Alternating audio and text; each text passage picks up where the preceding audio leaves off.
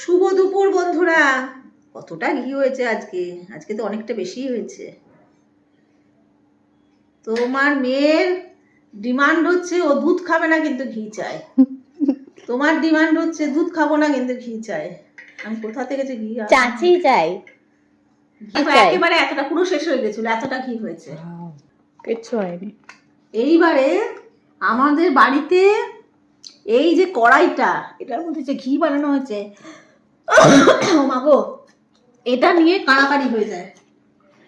কেন এটা সবারই এত ডিমের পোচা ফ্রাইং প্যান থেকে নিচে নামাতে পারেনি বেচারা, ওখান থেকেই খাচ্ছে।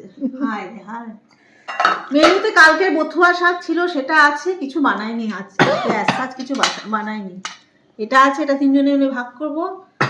আর আমার জন্য সেদ্ধ দিয়েছি, যেহেতু বর সেদ্ধ খায় না ওর জন্য দিইনি।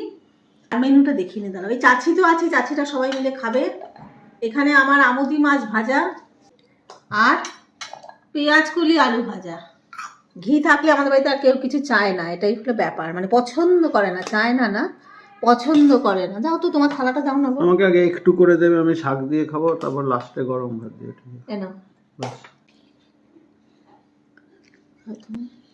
কোথায় তুমি বলছি? কোথায় তোমার থালা বলতে গিয়ে বলছি কোথায় তুমি?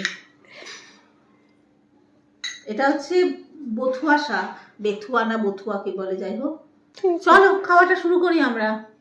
এটা দেখিয়েছিস তোরটা, চিকেনটা?